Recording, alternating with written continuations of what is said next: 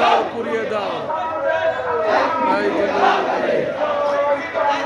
জয় বাংলা জয় বঙ্গবন্ধু জয় শেখ হাসিনা মিন্টু ভাই খেলা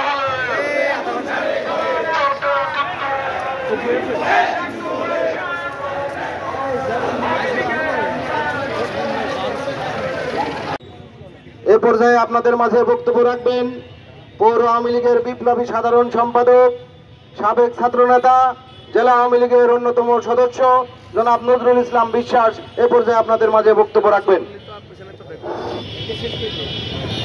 আজকের এই বিক্ষোভ সমাবেশে উপস্থিত আছে ঝিনাইদহ জেলা আওয়ামী লীগের নেতৃবৃন্দ,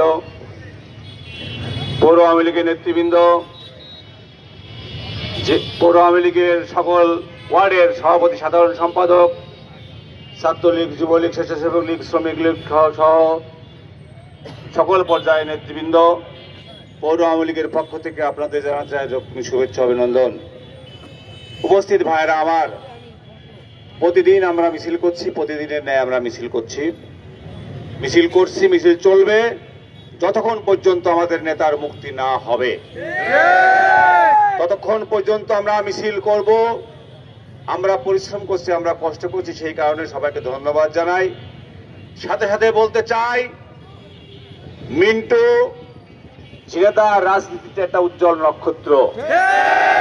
মিন্টুর নেতৃত্বে এই ঝিনাইদহ শহরে সমস্ত অপশক্তির বিরুদ্ধে লড়াই সংগ্রাম করেছি আমরা। সেই সাইদুল করিম মিন্টু, তাকে মিথ্যা মামলা দিয়ে তাকে হয়রানি করা হচ্ছে, আমরা নিন্দা জানাই। আমরা বলতে চাই, মিন্টু কোন বইয়ের পাতা না, ইচ্ছা করলেই তাকে ছিঁড়ে ফেলে দেওয়া যায়। মিন্টু জ্বলন্ত অগ্নিগিরির মতো জল জল করে জ্বলছে, হাত দিলেই পুড়ে দেবে। সেই কারণে বলতে চাই, মিথ্যা মামলা দিয়ে অন্যায় করে মিন্টুকে সাজা দেওয়া যাবে না। আমরা অবিলম্বে মিন্টুকে মুক্তি চাই, না হলে এই আন্দোলন আরো বেগবান হবে। এই আন্দোলন বেগবান করার জন্য যা যা করার দরকার তাই ঝিনাইদহের মাটিতে ইনশাল্লাহ হবে। আমরা বলতে চাই, দুঃখের সাথে বলতে চাই, মিন্টু কি চোর, না মিন্টু ডাকাত, না মিন্টু ওই বাংলা ভাই?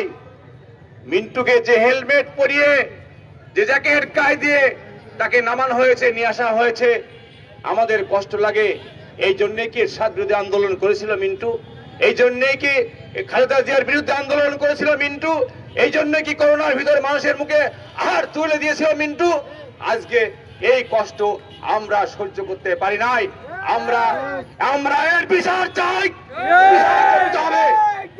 কেন মিন্টুকে এইভাবে আনা হয়েছে, কেন মিন্টুকে এইভাবে সাজানো হয়েছে, এর বিচার করতে হবে, এর বিচার আমরা চাই।